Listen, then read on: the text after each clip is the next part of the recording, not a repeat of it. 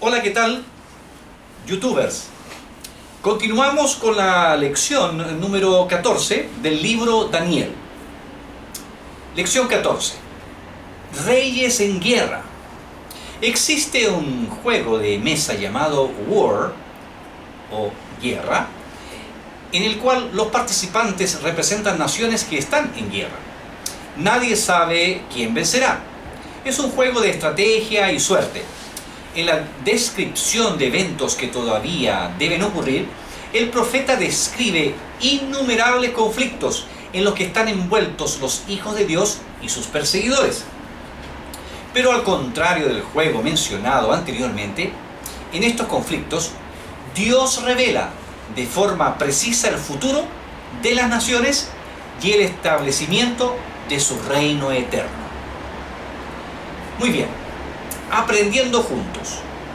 Vamos con la primera pregunta.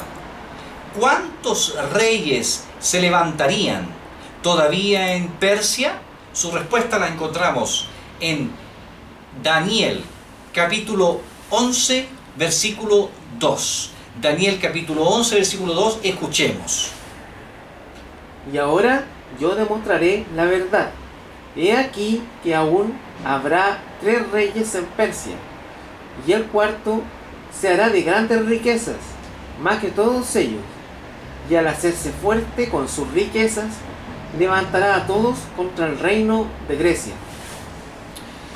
Siendo que Daniel tuvo esta visión en el 3er año de Ciro, los 3 reyes que los sucedieron en el trono de Persia fueron Cambises, 530 a 522 a.C., un usurpador llamado falso Smerdis o Gaumata, 522 a.C., quien gobernó pocos meses en el trono de Darío I, 522 al 486 a.C., y el cuarto rey es Jerjes, del 486 al 465 a.C., mucho más rico que todos los otros. En la Biblia se le menciona como Asuero, quien se casó con la reina Esther. Vamos a la pregunta número 2. De acuerdo con la visión, ¿qué hizo el cuarto reino contra Grecia? Su respuesta está en el libro de Daniel, capítulo 11, versículo 3. Primero escucharemos y después el capítulo 8, versículo 7. Comencemos con el capítulo 11, versículo 3. Se levantará luego un rey valiente, el cual dominará con gran poder y hará su voluntad. Vamos a escuchar también el capítulo 8 de Daniel y el versículo 7. Y lo vi que llegó junto al carnero, y se levantó contra él, y lo hirió, y le quebró sus 2 cuernos, y el carnero no tenía fuerzas para pararse delante de él. Lo derribó, por tanto, en tierra, y lo pisoteó, y no hubo quien librase al carnero de su poder. El versículo 2 dice que el cuarto rey, identificado como Jerjes, emplearía toda su riqueza contra el reino de Grecia. La península griega era la única área del Mediterráneo oriental que no estaba bajo el dominio persa. En el año 490 a.C., Darío el Grande, predecesor de Jerjes, fue detenido en su tentativa de someter a los griegos. A fin de controlar esta importante área del Mediterráneo, Jerjes reunió el mayor ejército de la historia. Repito, Jerjes reunió el mayor ejército de la historia. Heródoto enumera más de 40 naciones que prestaron tropas al ejército persa, así como estaba descrito en la profecía. Jerjes utilizó todo contra el reino de Grecia, pero fue vergonzosamente derrotado. Vamos a la pregunta número 3. ¿Qué poderoso rey es mencionado en esta visión? ¿Y qué es lo que dice la profecía respecto a él?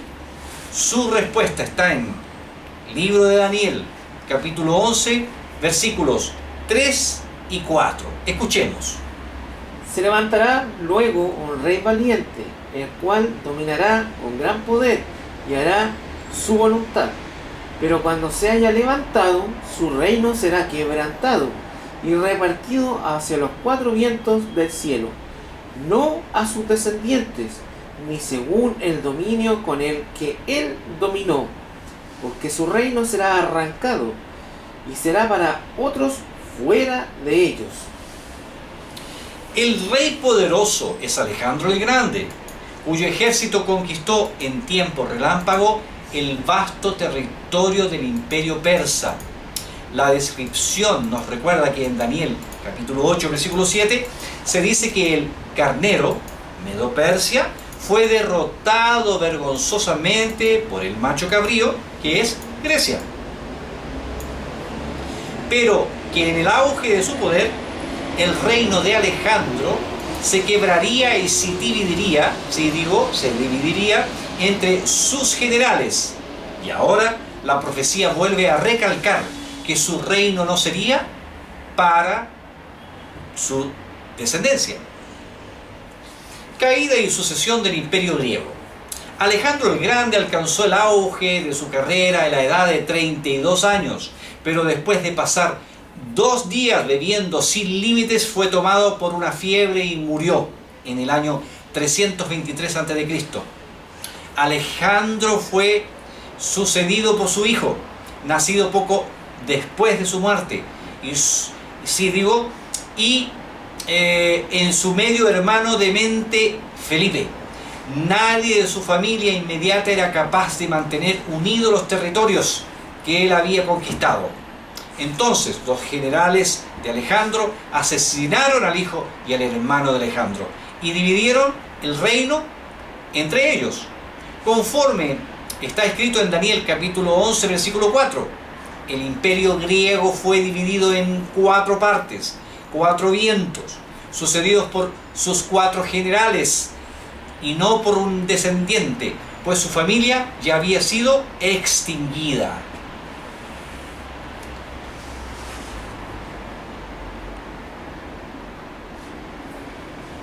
Vamos a la pregunta número 4.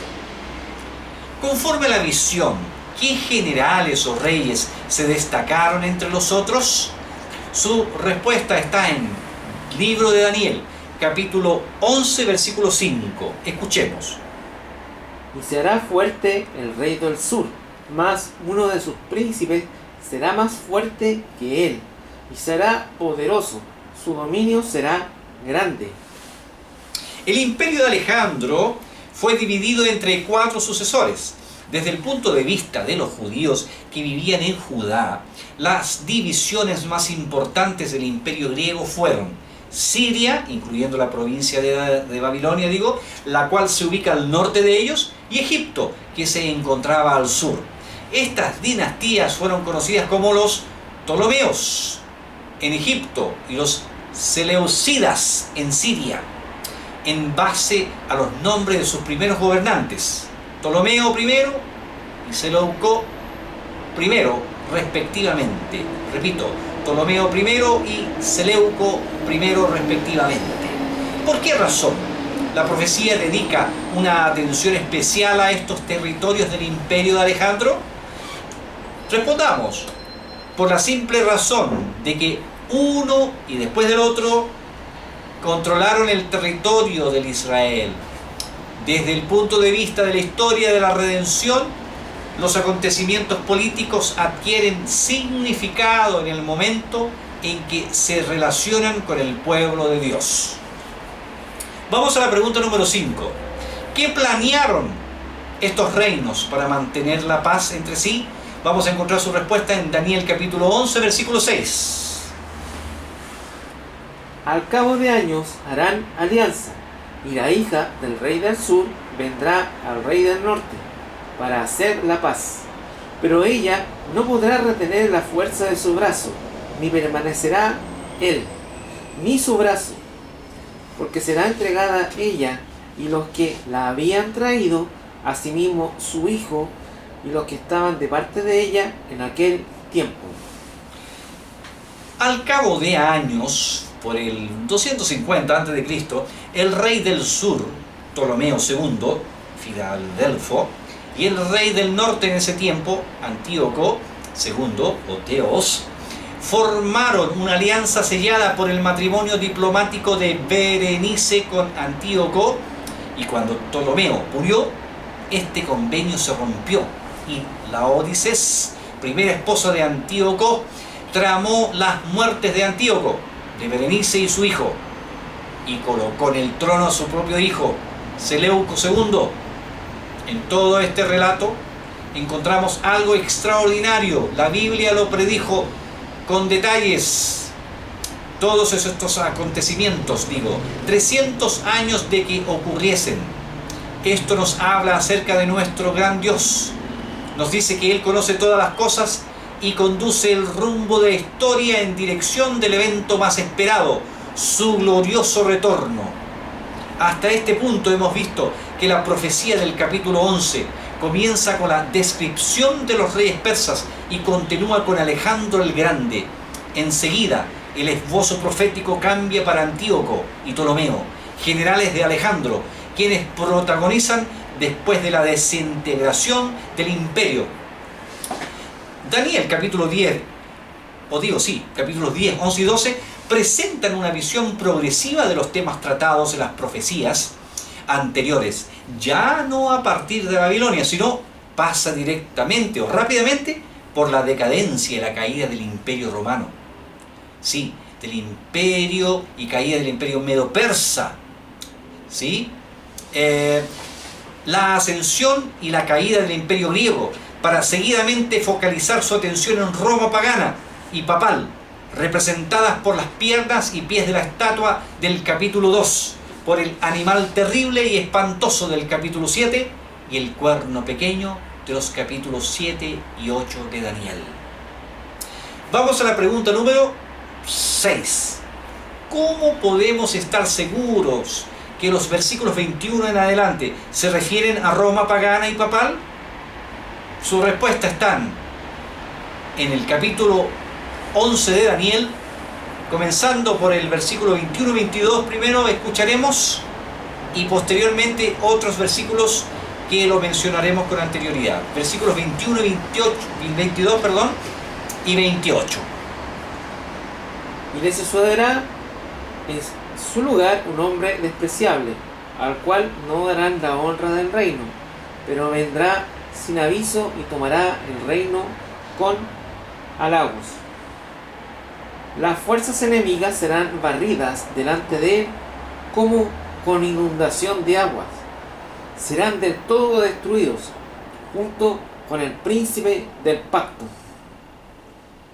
Y volverá a su tierra con gran riqueza, y su corazón será contra el pacto santo. Hará su voluntad y volverá a su tierra. Versículos 31, 33 y 36 también la escucharemos. 31, 33 y 36. Se levantarán de su parte tropas que profanarán el santuario y la fortaleza, y quitarán el continuo sacrificio, y pondrán la abominación desoladora. Y los labios del pueblo instruirán a muchos, y por algunos días caerán a espada y a fuego, en cautividad y despojo. Y el rey hará su voluntad, y se ensoberbecerá y se engrandecerá sobre todo Dios, y contra el Dios de los dioses hablará maravillas y prosperará hasta que sea consumada la ira, porque lo determinado se cumplirá. Las mismas acciones del cuerno pequeño, registradas en los capítulos 7 y 8, se reproducen con mayor detalles en este capítulo, y según Daniel, capítulo 11, versículos 21 y 22, el hombre vil debía quebrantar al príncipe de la alianza. El término hebreo usado para príncipe en este versículo es Nagit, y esta misma palabra se encuentra solo una vez más en el libro de Daniel. Como ya estudiamos este pasaje de Daniel 9, que explica la visión del capítulo 8, menciona a Nagit, príncipe que haría una firme alianza con muchos. Este Nagit, príncipe sería muerto. Por lo tanto, el Nahid, que sería quebrantado en el capítulo 11, debe ser identificado como el mismo Nahid, príncipe del capítulo 9, es decir, Jesús.